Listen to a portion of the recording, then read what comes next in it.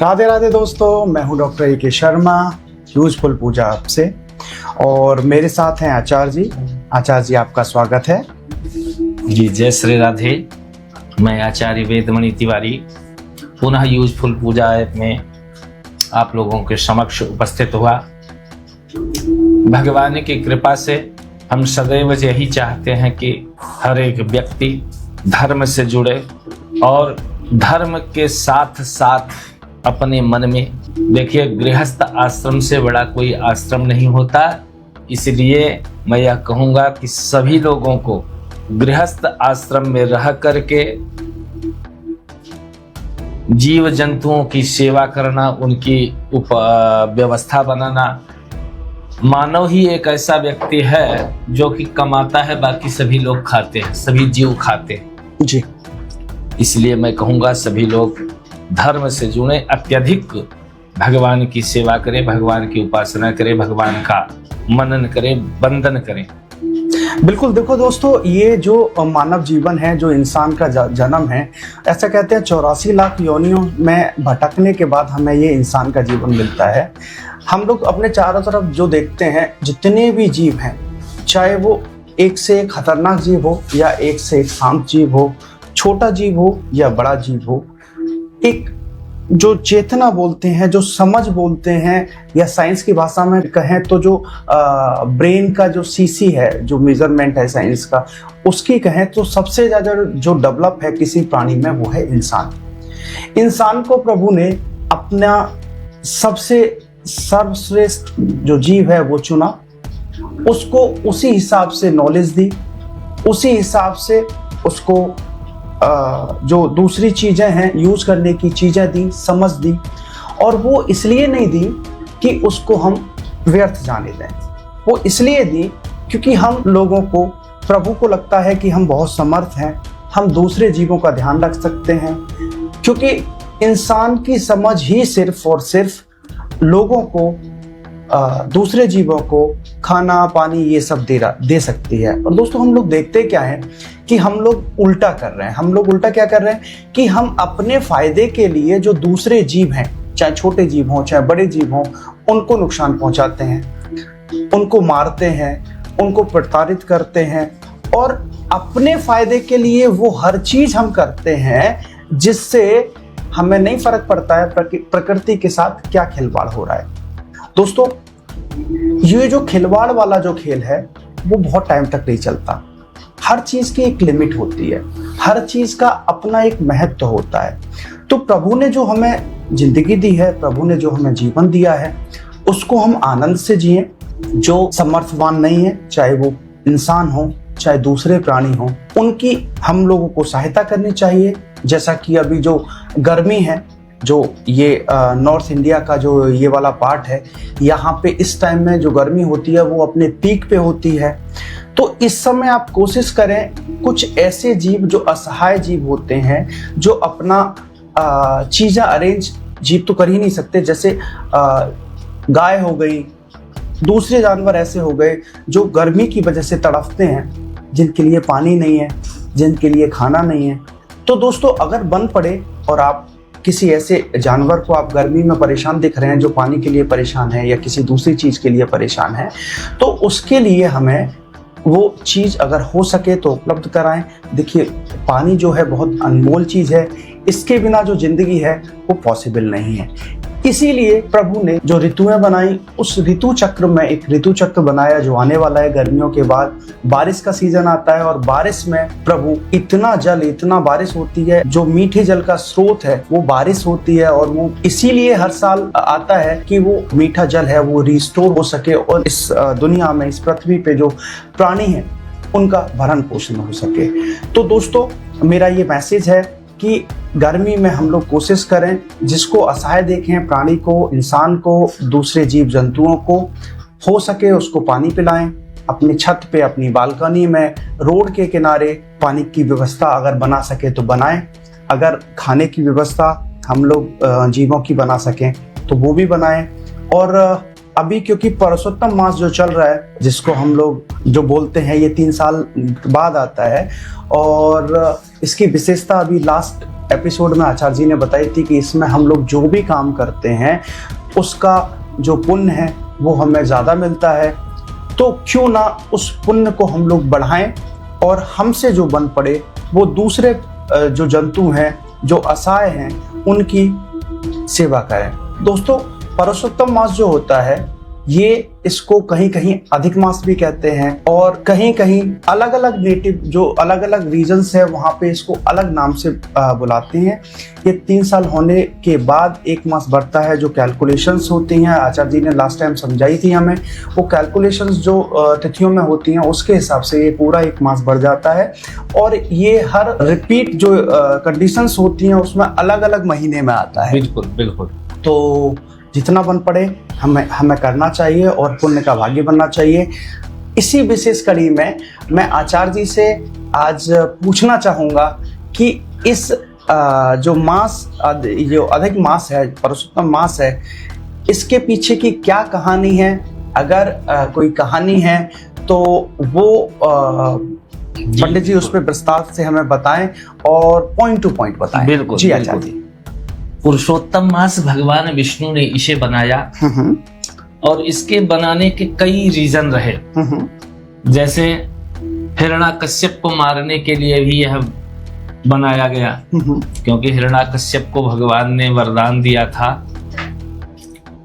ब्रह्मा ने, कि न मैं दिन में मरूं, न रात में मरूं, न किसी महीने में मरूं, न किसी तिथियों पे मरूं, न अंदर मरूं, न बाहर मरूं। तो इसलिए भगवान ने उसके लिए यह पुरुषोत्तम मास बनाया। और पुरुषोत्तम मास इसका नाम इसलिए रखा गया कि पुरुषों में श्रेष्ठ भगवान विष्णु हैं, 16 कलाओं के ज्ञाता हैं। इसलिए भगवान विष्णु ने कहा कि ये चैत्र वैशाख जेठ आषाढ़ सावन भादव क्वार कार्तिक अगहन पूस माघ फाल्गुन के बाद यह अलग से एक महीने इसका नाम क्या रखा जाए। इसलिए भगवान ने कहा इसका नाम मेरे नाम से जोड़ दिया जाए जी। तो इसलिए उसका नाम रख दिया गया पुरुषोत्तम मास। और कहीं कहीं इसे अधिक मास के नाम से भी जानते हैं लोग। कहीं कहीं कहने वाले लोग इसे लौद का महीना भी कहते हैं जी। मलमास का महीना भी कहते हैं। मल माने गंदगी। जैसे महीने की जो 30 तिथियां होती हैं, उन 30 तिथियों में से छांट करके जो 1-1, 2-2, 4-4 घंटे तिथियां कम हो जाती हैं, उन्हीं को छांट करके 3 साल में एक महीना पूरा तैयार होता है। इसे मलमास कहते हैं। ये लेकिन केवल मलमास का कोई महत्व नहीं है कहने का। मलमास है नहीं, गंदगी का मास नहीं है, ये शुभ मास है, शुभ मास है। इसमें जितना भी हम पुण्य कार्य करेंगे ना, उसका चतुर्गुणा 4 गुना फल प्राप्त होता है। ऐसा पुराणों में कहा गया है।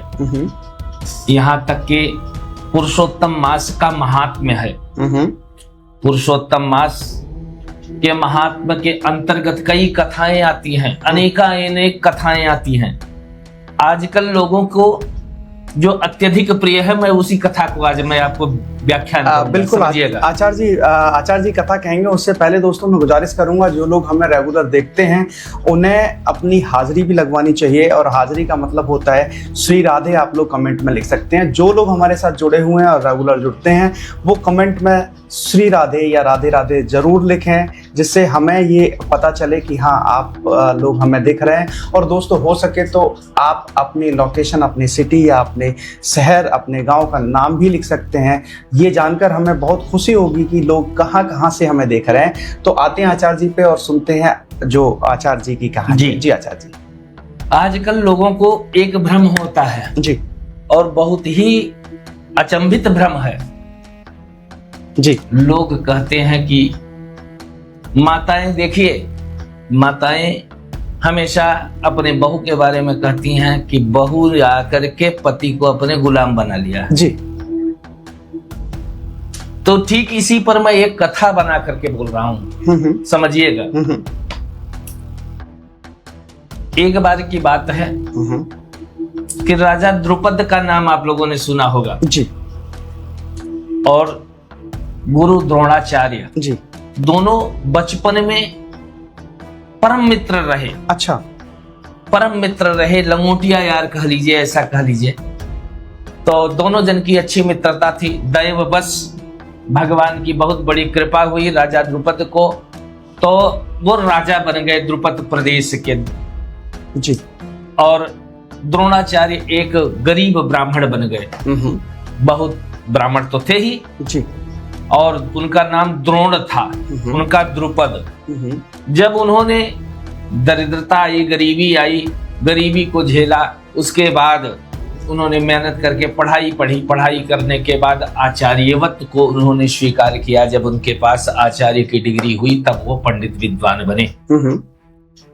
बहुत दिनों तक आपस में बिछोह हो गया, वो राजा बन गए, वो गरीब ब्राह्मण बन गए। 10-20 साल बीत गए। उसी बीच में द्रोणाचार्य जी का भी विवाह हो गया, उनको एक पुत्र रत्न की प्राप्ति हुई, उस पुत्र का नाम हो गया। दोस्तों आचार्य जी को मैंने फिर दोबारा से इंटरप्ट किया है। आचार्य जी ने बोला है जो राजा द्रुपद की जो बेटी थी उनका नाम तो हम लोग सब जानते हैं, महाभारत की बहुत अच्छी पात्र थी। द्रोणाचार्य के भी एक पुत्र थे जो महान योद्धा थे और ऐसा कहते हैं अभी भी इस दुनिया में कहीं ना कहीं वो हैं जी। अगर आप लोग उनका नाम जानते हैं तो कमेंट में जरूर लिखें। जी आचार्य जी। तो उनके सुपुत्र भी हो गया और गरीबी अधिक होने के कारण जी जब द्रोणाचार्य का पुत्र माँ से अपने कहे माँ मुझे दूध चाहिए, तब इतनी गरीबी थी कि वो पिला नहीं पाई दूध। तो चावल जो होता है ना, चावल को पीस करके पानी में घोल करके सफेद बना देना और उसके बाद वही बेटे को दे देना और बेटा उसे पी ले। यह सब देख करके द्रोणाचार्य को यह कृत्य बड़ा ही अचंभित किया कि मेरी इतनी औकात नहीं कि मैं अपने बेटे को दूध पिला पाऊं। जी। बड़ा आश्चर्य हुआ उन्हें, बड़े द्रवित हुए। तो उनके मन में आया एक विचार कि मुझे अपने मित्र द्रुपद के पास चलना चाहिए। मन में उन्होंने बनाया और द्रुपद के यहाँ राज्य में जाने के लिए तैयार हो गए। द्रोणाचार्य के मन में तो यह था कि कृष्ण और सुदामा जैसा प्रेम हमारा मित्र हमसे करेगा जी। और गए, राज्यसभा में बैठे, राजा आए, अपनी गद्दी पे बैठे। अब द्रोणाचार्य के मन में चल रहा था कि अब राजा द्रुपद मुझे बुलाएगा और मुझे गले लगाएगा और मेरा हालचाल पूछेगा, परंतु ऐसा हुआ नहीं कुछ। राजा ने देखा भी नहीं उनकी तरफ। तब द्रोणाचार्य जी ने अपना परिचय दिया कि अरे मित्र, मैं वही द्रोण हूं जो हम दोनों साथ में खेला करते थे, पढ़ा करते थे, ये करते थे, वो करते थे। अपना सारा वृत्तांत सुनाया। सुनने के बाद राजा प्रभुता पाई ताहि मद नाही, जिसको जरा सा भी पद पा जाता है अभिमान आ जाता है, पद आ जाता है अभिमान आ जाता है, धन आ जाता है अभिमान आ जाता है। तो राजा द्रुपद के मन में अभिमान आ गया। मानव है ना, मानव की है, भगवान ने ऐसी रचना ही की है हमारे आपके शरीर की कि बिरला ही कोई ऐसा हजारों में एक मिलेगा आपको कि जिसके पास पद प्रतिष्ठा आ जाने के बाद मद न आए और वो घमंड न आए। ऐसा हो नहीं सकता। और आचार्य जी ऐसा व्यक्ति है तो वो महान व्यक्तियों में, हाँ बिल्कुल, हजारों में एक तो वो महान होता है। तो द्रोणाचार्य जी ने जब अपना परिचय दिया कि हम दोनों साथ में खेलते पढ़ते थे, लंगोटिया यार हैं, तो द्रुपद ने क्या कहा, कैसी मित्रता, हमारी तुम्हारी कौन सी मित्रता, मित्रता तो समान भाव में होती है। अच्छा, तुम हमारे समान तो हो नहीं, तुम दरिद्र ब्राह्मण हो, तुम्हारी हमारी मित्रता तो कभी किसी संभव नहीं हो सकती। कैसे तुम कह रहे हो, धक्के मार के निकालो। और उन्होंने धक्के मार के निकलवा दिया, बड़ा बेइज्जत किया।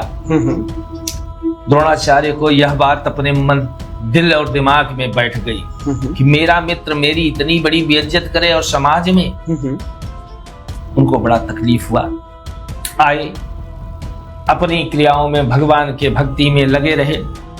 भगवती की कृपा हुई, भगवान की कृपा हुई, मां सरस्वती की कृपा हुई द्रोणाचार्य के ऊपर कि उन्होंने एक गुरुकुल खोल दिया। अच्छा, बच्चों को पढ़ाने का कार्य। शास्त्र हमारा कहता है ब्राह्मण अगर हल मैं कहानियों को थोड़ा सा अलग मोड़ दे रहा हूं, समझने का प्रयास करिएगा, फिर मैं वहीं आऊंगा। ब्राह्मण अगर हल जोतने का कार्य कर दे, हल की मुठिया को पकड़ करके बैल को डंडे से मार करके आगे बढ़ा दे, तो वो समझो बहुत बड़ा पाप किया उसने। अच्छा, ब्राह्मण को बैल को हल में जोतने का कार्य अगर उस ब्राह्मण ने किसी ने कर दिया तो बहुत बड़ा पाप कर दिया। ब्राह्मण तो केवल पढ़े और पढ़ाए, अच्छा अच्छा बोले, अच्छा अच्छा खाए, अच्छा उपदेश दे और अच्छा अच्छा भोजन करे, इसीलिए ब्राह्मण बना है। तो उन्होंने एक गुरुकुल खोल दिया, जंगल में बच्चों को बुला बुला करके पढ़ाने का कार्य चालू कर दिया और बच्चे अपना पढ़ने लगे। पढ़ने के बाद बच्चों में स्नेह हुआ, गुरुजी ने बहुत बढ़िया पढ़ाया। कोई बच्चा ले आकर के आटा दे देता था, तो कोई चावल ले आ देता था, तो कोई दाल ले आ देता था घर से। उनका काम जीवन यापन चलने लगा। कुछ दिनों बाद दैववश महाभारत की कहानी आपने सुना होगा कि पांडव और कौरवों के जो 100 पुत्र कौरव के और पांडव के 5 पुत्र, इन दोनों को द्रोणाचार्य जी अपने आश्रम में पढ़ाने लगे जी। उनका एक मेधावी छात्र हुआ, अर्जुन नाम है, आप लोगों ने सुना होगा, धनुर्धर अर्जुन। धनुर्धर अर्जुन जी। अर्जुन को खूब बढ़िया अच्छी शिक्षा दी द्रोणाचार्य जी ने। जब अर्जुन पारंगत हो गया, बढ़िया दिव्य धनुर्धर ही हो गया जी, तो अर्जुन ने प्रणाम करके कहा कि गुरुवर, मेरी इच्छा है, आपने मुझे गांडीव पकड़ना सिखाया, ब्रह्मास्त्र चलाना सिखाया, मुझसे कोई जीत नहीं सकता, यह भी आपने आशीर्वाद दिया। तो मैं यह चाहता हूं कि आपको कुछ भेंट में जो दक्षिणा होती है, गुरु दक्षिणा, वो मैं देना चाहता हूं, आप ले मांगिए अपने मुखारविंद से। द्रोणाचार्य जी ने कहा कि अर्जुन, अगर तुम मुझे दक्षिणा ही देना चाहते हो तो द्रुपद राज्य पर जाकर के युद्ध करो और उसे विजयी बना, जीत लो उसे और उसे बंदी बना करके मेरे चरणों में ले आ दो। अच्छा। तो अर्जुन ने सोचा ही नहीं कुछ, तुरंत गांडीव उठाया और युद्ध करने के लिए चले गए। द्रुपद को जीत करके और बंदी बना करके ले आकर के गुरु चरणों में गिरा दिया। द्रोणाचार्य ने द्रुपद को देखा तो कहा कि क्यों मित्र, तुमने कहा था ना बराबरी में मित्रता होती है। आज तेरे पास कुछ नहीं है, वो तेरा छीना हुआ राज्य, जीता हुआ राज्य, वो आज मेरा है अर्जुन के माध्यम से। अर्जुन मेरा शिष्य है इसलिए। लेकिन फिर भी मैं तुम्हारे साथ अन्याय नहीं करूंगा। तुम्हारी कहने के अनुसार जो बातें हैं कि बराबरी का मित्रता होती है, तो आज छीना हुआ राज्य आधा मैं तुम्हें तुम्हारा वापस करता हूं। अच्छा। आधा राज्य दे दिया। उसके बाद कहा हमारे सामने कुर्सी पे बैठो, उच्च आसन पे बैठो, आज मित्रता के भाव को समझो। मित्र किसे कहते हैं? तुमने कहा था बराबरी में होता है, तो इसलिए आज तुम्हें बराबर करके ही तुम्हारे सामने मैं कह रहा हूं। तुमने मेरा समाज में अपमान किया था, मैंने तुम्हारा अपमान नहीं किया। तो द्रुपद हाथ जोड़ करके उन्हें अपनी गलतियों को माना और कहा कि मेरे राज्य में सब कुछ है, मेरे संतान नहीं है। अच्छा। उसके लिए कुछ उपाय बताओ। तो द्रोणाचार्य जी ने कहा कि तुम यज्ञ करो और निश्चल भाव से प्रेम रख करके भगवान से अगर यज्ञ करोगे तो तुम्हें पुत्र रत्न की प्राप्ति होगी। राजा द्रुपद वहां से आए, आधे राज्य को लेकर के अपने मन में कलुषता जलन की भाव को रख करके एक यज्ञ किया। उस यज्ञ में अग्निमंथन हुआ, अग्निमंथन से अग्नि प्रकट हुई, हवन हुआ, हवन के माध्यम से सबसे पहले एक पुत्र रत्न की प्राप्ति हुई। उस पुत्र का नाम रखा गया धृष्टद्युम्न। उसका नाम रखा गया धृष्टद्युम्न। और दूसरी बार यज्ञ चालू था, पुत्र को का नामकरण कर दिया ऋषियों ने, यज्ञ को कराने वाले ब्राह्मणों ने। उसके बाद दूसरी बार अग्निमंथन हुआ, उसमें से कलुषता की भाव थे उनके मन में जलन था, द्वेष था, बदले की भावना थी कि हम द्रोणाचार्य से बदला लेंगे।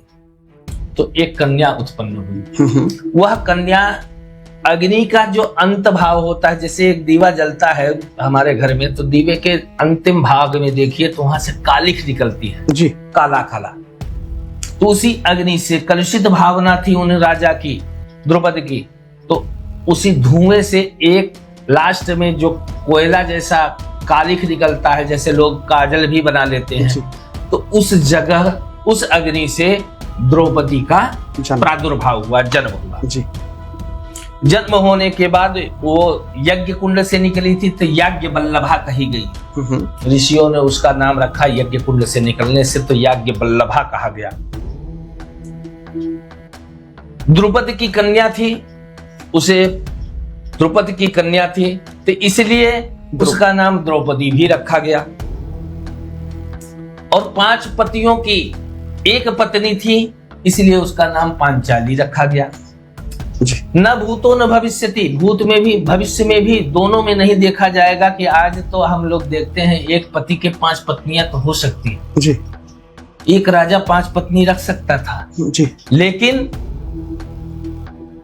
एक पत्नी के 5 पति न भूतो न भविष्यति, न भूत में न भविष्य में कभी नहीं दिखा होगा जी इसके अलावा जी। इसलिए भगवान श्री कृष्ण ने कहा, भगवान श्री कृष्ण ने द्रौपदी को कहा कि द्रौपदी तुम बड़ी भाग्यशाली हो।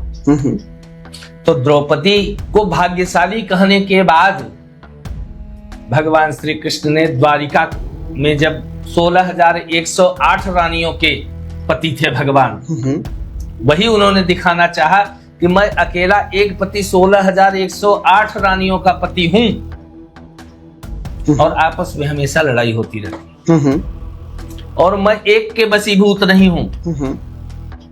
तुम तो बड़ी भाग्यशाली हो कि 5 पतियों की एक पत्नी हो। भगवान श्री कृष्ण ने द्वारिकाधीश में अपनी रानियों से द्रौपदी से मुलाकात करवाई, मिलन करवाया। मिले जब दोनों, तो सत्यभामा ने, भगवान की सबसे प्रिय पत्नी जो थी सत्यभामा जी, सत्यभामा ने धीरे से आकर के द्रौपदी के चरण छुए और कहा कि बड़ी भाग्यशाली हैं आप, ऐसा भगवान कहते हैं, लेकिन एक चीज बता दीजिए मुझे, आप अकेली 5 पतियों को अपने बस में किए हैं, और एक पति को हम 16,108 रानियां मिल करके बस में नहीं कर पा रही हैं, इसका कारण मुझे बता दीजिए। जी बिल्कुल। तो द्रौपदी ने कहा कि देखो, यह दैव बस भगवान की कृपा है जी, हम किसी को बस में करने का प्रयास नहीं करते जी, हम तो केवल और केवल अपने पतियों की 8 प्रकार से सेवा करते हैं।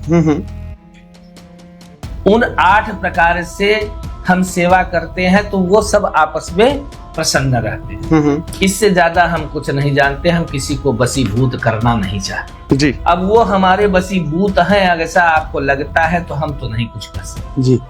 हाँ, अब देखिए दोस्तों, बिल्कुल जो आचार्य जी ने एक जो अभी हमें कहानी सुना रहे हैं, उसमें से ना एक चीज़ बहुत ही हम लोगों को सोचनी और देखनी चाहिए।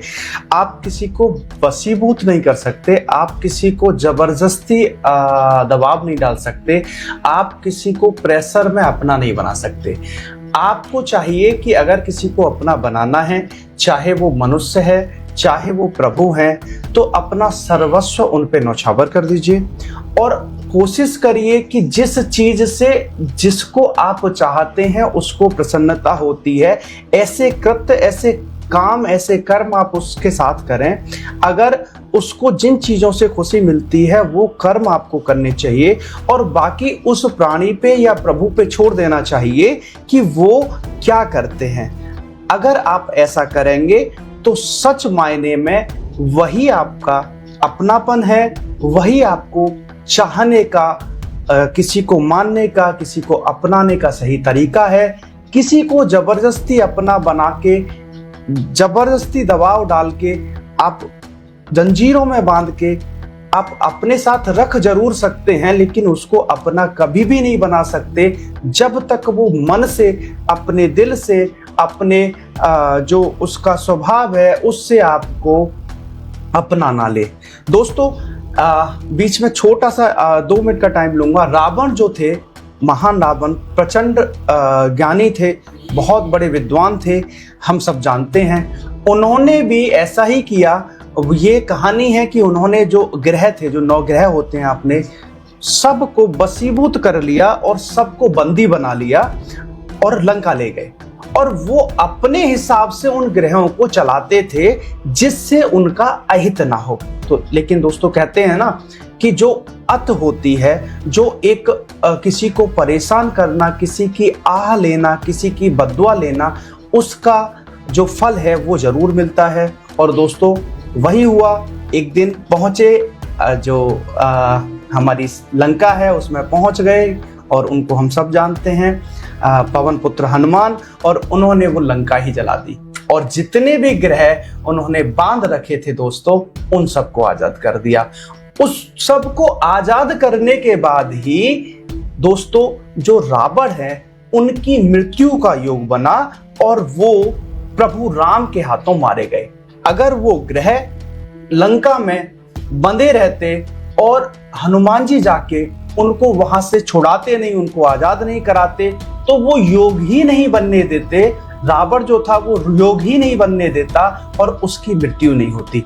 इसीलिए लंका में सीता जी का रावण को हर के ले जाना वो महज कोई इत्तेफाक नहीं था, वो प्रभु की एक रचना थी, प्रभु की एक माया थी, प्रभु का एक अपना माया जाल था जिसमें रावण फंसा और लेके गया माता जानकी को श्रीलंका, और लंका में उन्हें रखा, जिनकी खोज में जो हनुमान जी हैं वो लंका पहुंचे और कहते हैं उन्होंने रावण की लंका ही जला दी। जी आचार्य जी, तो मैं यहां कह रहा था कि द्रौपदी अकेली 5 पतियों की पत्नी थी, जो अभी मैंने आपको समझाया कि भगवान श्री कृष्ण अकेले, और 16,108 रानियों के पति थे। 16,108 रानियां भगवान श्री कृष्ण को अकेले को बस में नहीं कर पाती थी, और द्रौपदी 5 के 5 पतियों को प्रसन्न रखती थी जी। यह वो कैसे पाया? पूर्व जन्म के पुण्य के कारण जी। पूर्व जन्म में, अब दूसरे जन्म में तो यह क्षत्रिय के यहाँ जन्म हुआ इनका जी, पहले जन्म में इनका ब्राह्मण के यहाँ हुआ था,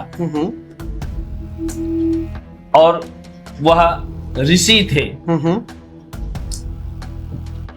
बहुत ही सुंदर कन्या के रूप में जिनका जन्म हुआ था। जन्म होने के कुछ ही साल बाद, महीनों बाद उनकी माता जी की मृत्यु हो गई थी, और पिताजी, उसके बाद कोई भाई वगैरह कुछ नहीं हुए। पिताजी उस कन्या की सेवा इत्यादि करते थे, और उस कन्या धीरे धीरे धीरे धीरे बड़ी हो गई, 16-17 साल की हो गई, यौवना अवस्था में आ गई। तो उसके मन में यह विचार आया कि मुझे अब विवाह करना चाहिए। ये पौराणिक बातें हैं। आज के समय में बच्चे जल्दी तैयार नहीं होते विवाह करने के लिए। किसी बच्चे से कहा जाए कि विवाह कर लो तो मन ही मन भाता है, विवाह कर लो।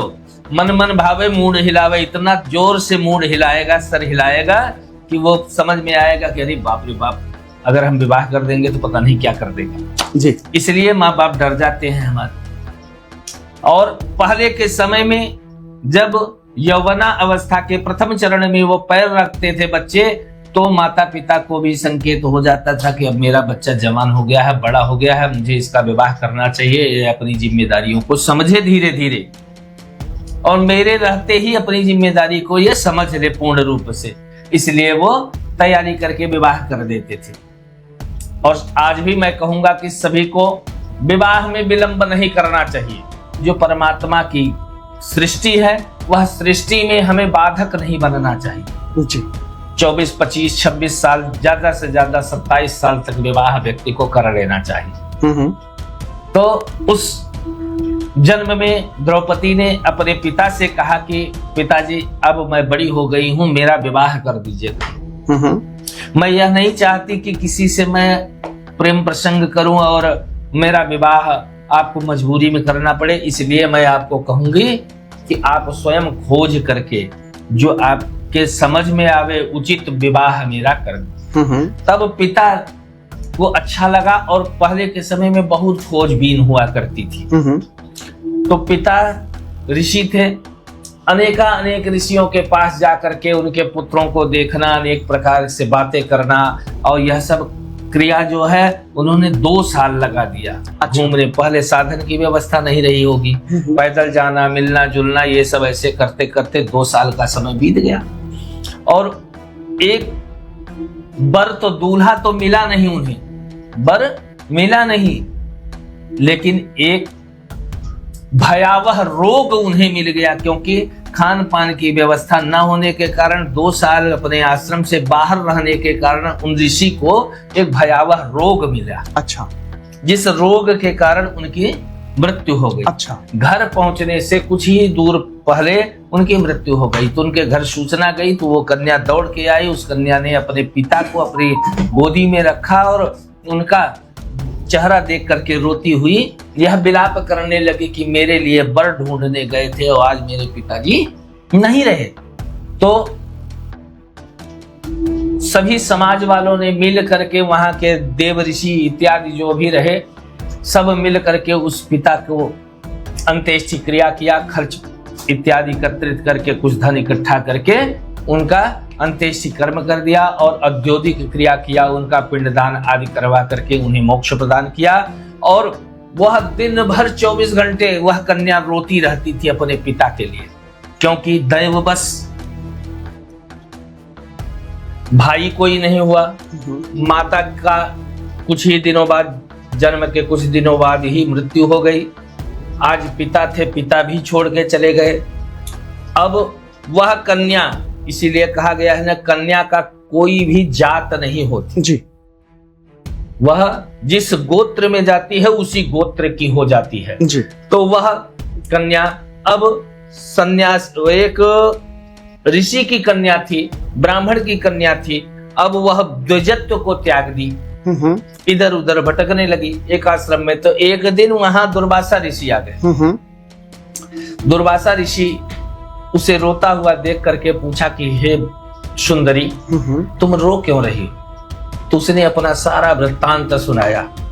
तो दुर्वासा जी ने आंख बंद किया और कहा कि हे देवी, तुम्हारे आने वाले अगले जन्म में तुम्हारे लिए इतना सुख है कि पूछो मत। जिन 5 चीजों को तुमने छोड़ा है, वह 5 के 5 चीजें तुम्हें अगले जन्म में मिले। 5 चीजें क्या छोड़ा? द्विजत्व छोड़ दिया उसने, ब्राह्मणत्व को त्याग दिया, धर्म को त्याग दिया। जिसके पिता नहीं, भाई नहीं, माँ नहीं, पड़ोसी नहीं, परिवार में कोई कुछ नहीं, तो वो क्या अपनी रक्षा कर पाएगा? तो धर्म को त्याग दिया, भाई नहीं है, माता नहीं है, पिता नहीं है, समाज को त्याग दिया है तुमने, तो वो सब सारे तुम्हें अगले जन्म में मिलेंगे, तुम बड़ी भाग्यशाली हो। ऐसा आशीर्वाद दुर्वासा जी ने दिया। और अगले जन्म में वही द्रौपदी के रूप में उत्पन्न हुई और 5 पतियों की पत्नी बनी। भगवान श्री कृष्ण की असीम कृपा रही उनके ऊपर, और जिस पे चक्रधारी भगवान सुदर्शनधारी श्री कृष्ण भगवान विष्णु की कृपा रहे, तो वो क्या नहीं कर सकता। बिल्कुल। देखिए, अगर प्रभु की कृपा जिस भी जातक पे, जिस भी प्राणी पे, जिस भी जीव पे, जिस भी जंतु पे हो जाती है, वो जंतु, वो प्राणी, वो जीव इस दुनिया नहीं बल्कि जो ब्रह्मांड है उसको अपना लेता है, उसको अपनत्व की भावना आ जाती है। क्योंकि प्रभु ने जिसका हाथ पकड़ लिया, उसका हाथ दुनिया में ऐसा कोई नहीं है जो उसका हाथ छुड़ा सके या उसे नीचे गिरा सके। तो दोस्तों देखिए, हमें अपना धर्म, हमें अपनी संस्कृति, हमें अपनापन, हमारे जो अच्छे विचार हैं उनको सदैव अपनाना चाहिए। और जो दुर्गुण हैं, जो कृत समाज लायक नहीं हैं, प्राणियों के योग्य नहीं हैं, जीव जंतुओं के योग्य नहीं हैं, उनसे हमें दूरी बनानी है।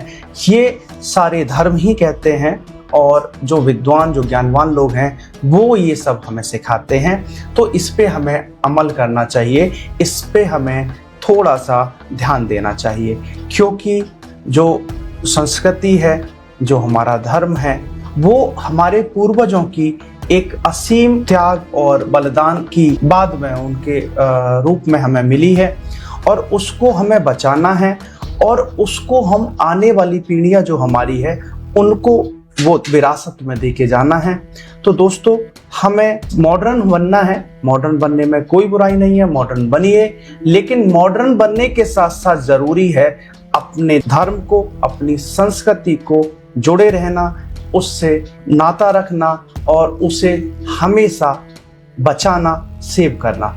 दोस्तों, आचार्य जी से चलते चलते आज का हम एक उपाय पूछ लेते हैं, और इस पे अगर आपका कोई बीच में कोई प्रश्न है तो वो पूछ सकते हैं। हमारा नंबर स्क्रीन जो आप देख रहे हैं उस पर रिफ्लेक्ट हो रहा है, ईमेल आईडी और वेबसाइट भी वहाँ पे दिख रही है। अगर आपका कोई प्रश्न है, आप कुछ जानना चाहते हैं, आपकी कोई परेशानी है, या फिर आप कोई सजेशन देना चाहते हैं, या आपके पास अपना कोई प्रभु से रिलेटेड कोई अनुभव है, आपने महसूस किया है कि इस दुनिया में प्रभु हैं, तो आप वो सारी चीज़ें हमें मैसेज, व्हाट्सएप या कॉल पे बता सकते हैं, हम हमारे साथ जुड़ सकते हैं। तो जान लेते हैं आचार्य जी से आज का उपाय। जी आचार्य जी। आज का उपाय तो मैं यह बताऊंगा आपको कि यह पुरुषोत्तम मास भगवान विष्णु और भगवान शिव को बहुत ही प्रिय है। इस पुरुषोत्तम मास में नहीं ज्यादा अगर आप कुछ कर पाइए तो आपके आसपास में कोई भी शिव मंदिर हो तो शिव मंदिर में जाकर के 1 लोटा नित्य प्रति रोज जल चढ़ावें। और जो कर्जे से बहुत ही तंग हैं, जिनके ऊपर लोग कहते हैं कर्जा नहीं खत्म हो रहा है, 2 साल 3 साल 4 साल से वो कर्जे में ही डूबे हुए हैं, उनके लिए विशेष उपाय मैं बता रहा हूं। देखिए, कल होगी पंचमी, पुरुषोत्तम मास की पंचमी को तुलसी के वृक्ष में अगर आपको उपलब्ध हो पावे तो गन्ने का रस, ज्यादा नहीं, 50 ग्राम 100 ग्राम, जिससे ज्यादा की जरूरत नहीं, शुद्ध गन्ने का रस तुलसी के बीज जो पेड़ हैं उनमें थोड़ा सा चढ़ाएं, फिर पुनः जल चढ़ाएं, और जल चढ़ा करके हाथ जोड़ करके एक दीपक जला करके तुलसी महारानी से यह प्रार्थना करें कि हे प्रभु, हे वृंदा देवी, तुलसी देवी, हमारे जीवन में जो कर्ज है उससे मुझे मुक्ति दिलाओ। जब आप उस वृक्ष में गन्ने का रस डालेंगे, गन्ने का रस यदि नहीं मिल पाता है तो चीनी घोल करके उसका भी रस बना करके आप चढ़ा सकते हैं, लेकिन गन्ने का रस उत्तम रहेगा, उसमें कोई नमक नहीं, कुछ नहीं मिलाना नहीं है, सीधा सीधा उसे चढ़ाना है। और अगर ऐसा करते हैं तो जैसे जैसे तुलसी का बीज निकलेगा, तुलसी के पत्ते हरे भरे होंगे, वैसे वैसे आपके जीवन में हरियाली आएगी।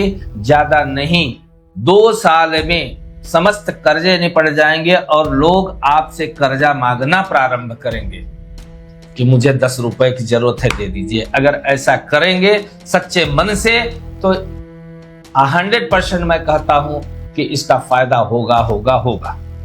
देखिए, बहुत अच्छा दोस्तों, आज का जो उपाय है वो आचार्य जी ने हमें बताया, और आज का उपाय बहुत ही सरल, बहुत ही सुंदर है। जो लोग कर्जे से परेशान हैं, जिनका कर्जा कभी खत्म ही नहीं होता, अब तक इतनी जिंदगी में ऐसा कभी कोई टाइम ही नहीं आया जिसमें वो कर्जे से परेशान ना रहे हों, उनके लिए बहुत सरल और सुंदर उपाय है। वो उपाय ये है कि आप गन्ने का रस ले लीजिए। गन्ने का रस बहुत आसानी से उपलब्ध हो जाता है। अगर गन्ने का रस नहीं है तो चीनी को घोल के भी रस के रूप में आप यूज कर सकते हैं। और तुलसी का पेड़ होता है उसमें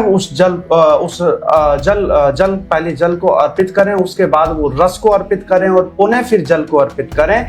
एक दिया ले लीजिए, दीपक जला लीजिए घी का, और तुलसी महारानी से प्रार्थना कीजिए कि हे महारानी, जो मेरा ये सारी समस्याएं हैं, जो मैं आर्थिक तंगी से जूझ रहा हूँ, उससे मुझे बाहर निकालिए और मैं आपकी शरण में हूँ। ऐसा अगर आप करते हैं तो जैसे जैसे वो तुलसी का वृक्ष है बड़ा होगा, वैसे वैसे आप धन धान से संपन्न होने लगेंगे, आपकी जो परेशानियां हैं वो खत्म होने लगेंगी।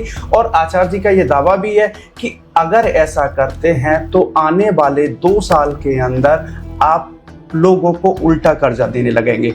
तो दोस्तों अपनाते हैं ये उपाय और मिलते हैं हम नए समय पे जो हमारा आने वाला है इस वीक के लास्ट में यानी सैटरडे को एक नई कहानी के साथ। तब तक अपना ध्यान रखिए।